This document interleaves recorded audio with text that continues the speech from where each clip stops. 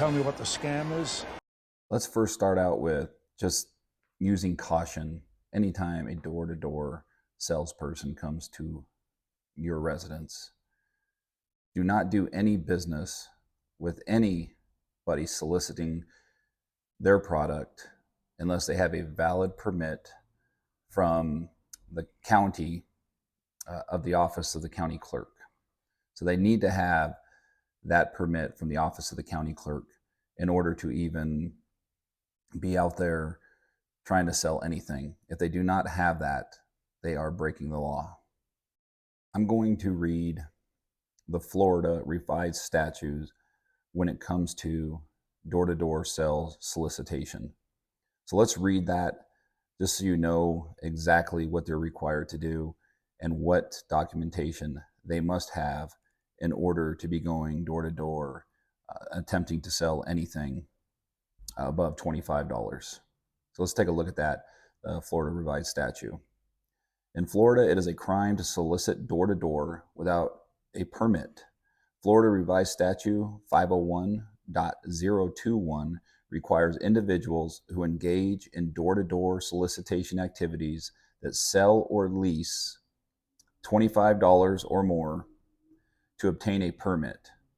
In order to obtain a permit, individuals must complete an application at the clerk's office and undergo a criminal background check. So this is very important because you want to make sure the person that you are talking to that's coming to your door doesn't have a criminal background. You don't know if the person has misdemeanors in their past, felonies in their past, but you just don't want to invite somebody into your house not knowing who they are. So it's definitely a nice thing to know that when they do have that permit, that there was a background provided.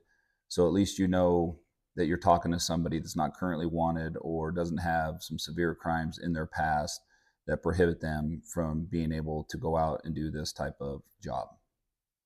It's best not to open the door for these people unless you already had a pre-scheduled appointment set up.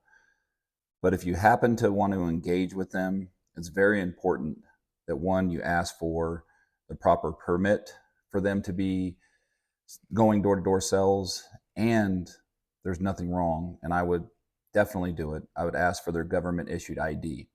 I would check both the permit and the ID, and I would compare the photos on both to make sure you're talking to the same person and make sure that it's just not a bogus card. But if they cannot provide their government issued ID and a permit at the same time, I would ask them to leave, and I would call the authorities, give the authorities a direction of travel, which way they're going, and a good description of them.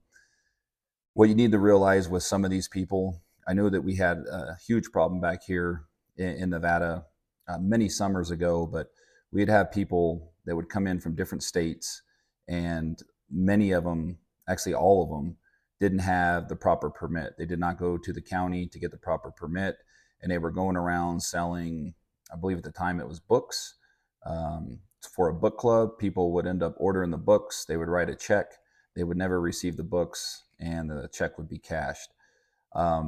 We got to a point where we just started to really hammer down on these individuals, and we went, as soon as we let the community know to call us anytime a door-to-door salesperson was coming that did not have the proper permit or ID. They would call us out, we would locate them, and it was a high amount of number of these people that were actually wanted on either misdemeanor or felony charges out of different states where they were coming from. So it's really just important to make sure that you're comparing the ID along with the permit, and if they cannot provide that, tell them to kick rocks. And I would definitely call the local authorities, give a great description of them, and try to get the authorities out there so they can stop them and do their thing, what they do, run them, see if they're wanted, and or give them a ticket for soliciting door to door without the proper permit. Always be on your toes. Just because a person has the proper identification, government issued identification, and a proper permit does not always mean that that person is going to be honest or ethical with their business practices. Do never write a check, give cash, before work has been rendered or you get something in return. Never give them anything beforehand. It's going to cause you some major problems. If it does seem like that they're doing a little bit of shady business, even if they do have the proper permits, there's nothing wrong after you ask them to leave to, again, call your local police, the authorities, give a description, and at least that way they can identify the person, run them through the system, see if they have any other issues with them, and be able to protect the community as they're going to continue to go door to door. But if something just does not feel right, there is nothing wrong with calling the authorities and just have them do a check on the person and see what they're up to, see if why they're being suspicious, or if they're going to just continue on in the neighborhood. Protect your neighbors at the same time. If it doesn't feel right, call. Sometimes it's just easier not to deal with these door-to-door solicitors at your door. Never open the door for them. If you have a screen on your door, talk through the screen. If your door is closed, talk through them through the door and just tell them that you don't deal with door-to-door solicitors. And if they try to tell you that they can't hear you, just ignore them. And again, call the authorities. I just wouldn't play their games. It's just too dangerous. Another couple things to think about. Sometimes these door-to-door solicitors will work in pairs. And I'm not saying that all door-to-door solicitors are bad. I'm just saying there are some out there. There's bad in everything, in every business. We all know that.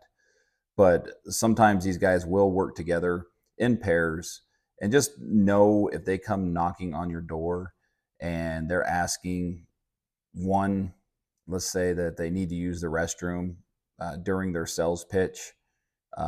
Again, never let them in your house. Even if you did decide to let them in your house, definitely I would say no. You're not being rude. I would just say no, especially if they're in pairs. Things to remember.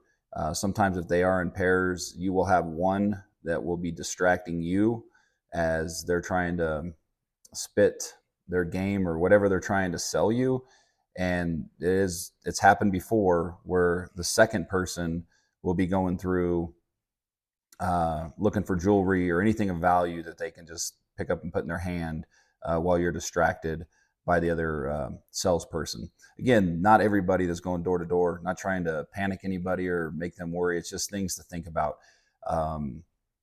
It's been happened nationwide in the past where sometimes if they do work in pairs, you'll see some of them will fake an illness, like they don't feel well suddenly at your door, trying to get you to open your door. Or if they're in the house, again, if there's two of them, if they're faking the illness inside your house, you're trying to deal with that. And the other one could be going through your residence, stealing items. So just things to think about when you have these people coming to your door. It's just best not to let them in your house, period. Talk through the lanai if you have a lanai, or just on the front porch. But it's just too easy for these people to try to manipulate and get in there and steal from you. Again, I want to make this point. I'm not trying to say that everybody that's going door to door are criminals or trying to victimize the people, but there are many out there, and it's just better to be safe than sorry when you're dealing with door to door salespeople. All right. In closing, let's go over the last couple things here. One, if they don't have a valid permit from the county that they are soliciting in, don't even talk with them. If they don't have a valid government ID, remember, you want them to have both, and you want to compare the name and the picture on the ID. If they don't have it, get rid of them and contact the local authorities. And just always be vigilant when you're dealing with any of these people coming to your house, trying to solicit any of their product. Obviously, if kids are coming by trying to sell Girl Scout cookies, you're not going to get an ID or a permit out of them. There's a different level. I think that's why it is in the Florida revised statute. You're looking at something that's over $25, and most of these people that are coming to your house are trying to sell your bigger items, or it's going to cost more than $25. And then just being safe. Somebody's coming to your door. If you want to talk to them through your door, if they're saying they can't hear you, don't answer the door or open the door. When it comes to them working in pairs, or again, when it comes to the illness aspect of it, if they're faking an illness or if they're asking to use your restroom, again, if these guys are professionals, they would have taken care of all of that stuff ahead of time. They would have went to the bathroom before they knocked on your door. So no, you can't use my restroom. Um, if there are a pair and one happens to get ill and you're talking to them, make sure that you bring the other one in there and tell him to deal with his friend while you dial 911 to get somebody over there. But do not let the second salesperson out of your sight. Do not get distracted. Do not let these people come in there and take advantage of you. So on that note, I hope you enjoyed this little quick tip on door-to-door sales and what they're required. Again, we got some other stuff that's going to be coming out here soon. Tara is going to be graduating in probably about a week. That's why we're going to be in an Airbnb until she graduates. So we'll be doing a video again on our travel from Nevada to Florida, and hopefully you enjoy that one. And then we're going to be doing a little something different here in the future. Tara and I had to go get our colonoscopy, and boy, was that an adventure. But there's some funny stuff to that as well, I guess, in a roundabout colonoscopy way. Those who have gone through it understand. But yeah, so we will try to get you out some more videos soon as we continue to get ready to move out of our current house in the next day and be in that Airbnb for a week, and hopefully be able to get you some more stuff shortly. So see you probably next week on another video, and see you on the next one.